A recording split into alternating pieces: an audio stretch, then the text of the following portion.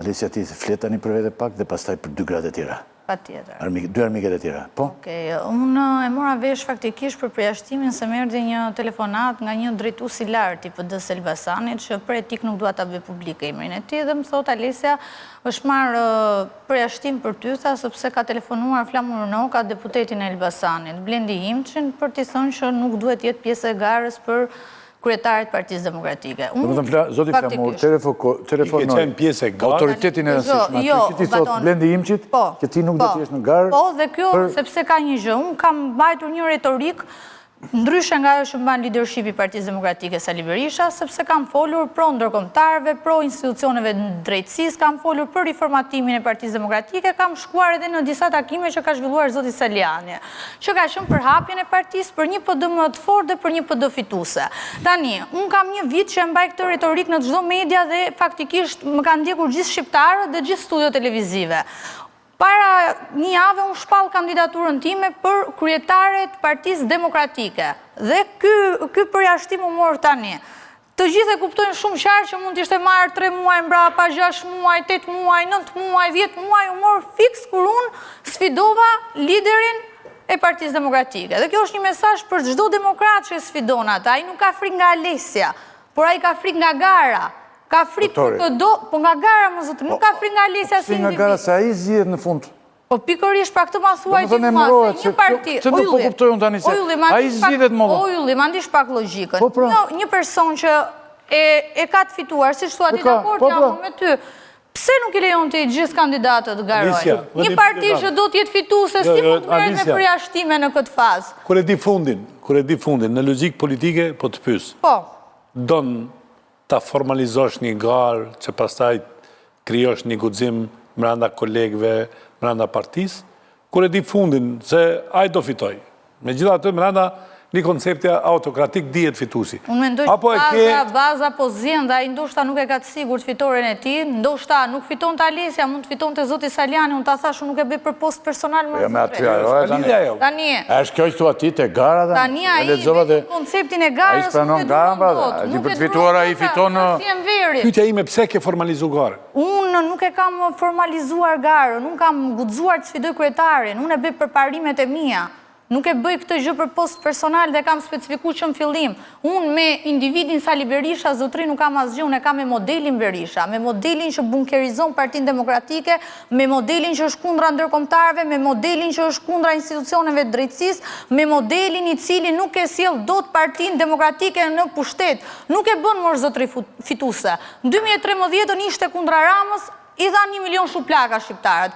Në 2025 ishte kundra Ramës, i dhan prap 1 milion shuplaka shqiptarët. Tani ju besoni në rikthime të treta, më vjen keq, zoti Baton, por unë nuk besoj në rikthime të treta që mund të shpëtojnë demokratët apo Shqipërinë. Sot Sali Berisha është shkaku kryesor pse po mbahet peng, jo vetëm opozita, por gjithë Shqipëria. Dhe është arsyeja kryesore pse Rama është në pushtet i sigurt dhe është arrogant. Tani juve arsyen të kushtë të cili që tani që të tha? Mua ma tha një drejtues shumë i lartë që është dhe sot aktualisht në Partinë Demokratike për shkak gjithë kontributit vi nga familje djathtë. Ishte sepse nuk donte Berisha të dukesh në sytë publikut që po më përjashtonte nga gara, por donte që ky vendim vinte nga baza PD-s Elbasanit. Ti përjashtoshe nga baza dhe jo nga qendra? Jo nga qendra zotri dhe thjesht ka qenë vetëm për garimin se ta thash ka 10 muaj mund ta bënte. Un kam një vit që dal në studio, e din gjithë shqiptarët. E bëri vetëm se hodha kandidaturën. Alfred Lela vion të më shkruaj të Alesja në fushatë, u ma të shkonte me Dashin të Lapaj, por nuk e morën. Jo, kjo nuk është e vërtet fare, Lela e ka zakon të jetë një shpifës dhe një sorosian, se këte i flet kundra Sorosit, Berisha, po Lela është njëri Sorosit. S'ke nevoj me ofendu njërësi. Më ka cituar. Sa për zotin Sula, ju e dini gjithë që fitoj primare. Da Sula thua të... Po, me shërboj e përmëndja, aja u sjaroj unë. Zoti Sula fitoj primaret dhe unë gjithashtu isha një ndër 3 gratë më të votuarat, qarku të Elbasanit primare. Zoti Berisha nuk konsideroj... Pol mbi parime nuk kupton shikusi. Pa të më lërë të mbarojt lutë. Nëse përdojnë për ata të Elbasanit në regu, po shikusi nuk ta kupton. Pa diskutim pra. Neve ishim 2 personat më të votuar, që ishin Zoti Sula dhe unë, leadershipi Partisë Demokratike nuk respektoj garën dhe meritokracin, pasi Zoti Sula ishte fituesi primareve. Në ala jashtë dhe pa diskutim, Zoti Sula mori një vendim që neve të garonim dhe të shikonim votat tona në listë hapur tek Shqipëria bëhet. Nuk kemi shëndruar as 24 orë tek ajo parti dhe jemi të regjistruar të dy pasi Zoti Sula mori këtë vendim. Dhe ka qenë një vendim që unë e kam shprehur shumë herë në media, nuk ka nevojë Lela ta shkruaj sot sepse i duhet për retorikë politike, në një parti që unë nuk kam lidhje as nuk kam det 24 orë. Kështu që por ama një gjë dua t'i bëj pyetje zotit Lela, më që jemi këtu te juve. Jo për Sorosin, se unë... Jo të Sorosin. Unë për Sorosin kam simpatik.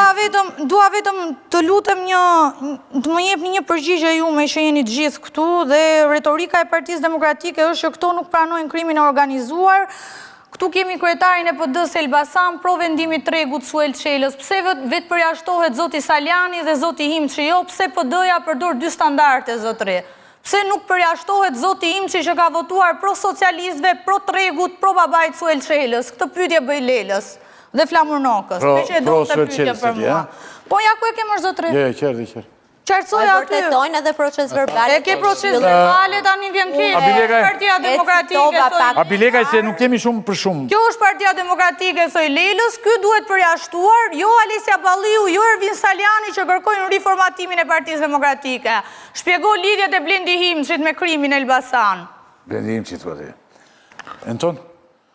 Unë të flasë shkurtë, po vishëm dhe ishtë parë në batonën që PD-ja nuk e ka luksin të mbas njërës. Sigurisht. Dhe nëse ka vendosur të kryoj një parti opozitare të përjetshme me njerëz besnik, është po bën gjën e duhur. Nëse ka vendosur të dim pushtet, po bën gjën e gabuar, përse është tjetër çështje të merrem me detajet pse ndodhi dhe si ndodhi. Ajo që më nis kur Berisha nisi Fortorën dhe pastaj mori partinë, nisi me një premtim për bashkim të Partisë Demokratike. Dhe bashkimin e bëri me Metën dhe Dule, nuk e bëri me Demokratë. Pati pastaj me grupin e Bashës një marrëveshje për bashkim në diversitet. Dhe pikërisht për këtë diversitet flasim sot që është përjashtuar. Dhe për këtë diversitet flasim që është përjashtuar në gjithë Shqipërinë. Që nga Saliani deri tek rastet tjera që kanë kritikuar drejtuesit e PD-s dhe janë përjashtuar me njerëz sapo ka ndodhur kjo gjë. Kështu që është e kundërta e asaj që u premtua dhe asaj do ndodhte, dhe sigurisht është e kundërta e rrugës për të shkuar në pushtet. Po tani unë doja t'i pyesja pak zonjat për gjendjen e PD-s në terren, si është. Do të thosha edhe unë. A ka njerëz atje në PD që mendojnë vërtet?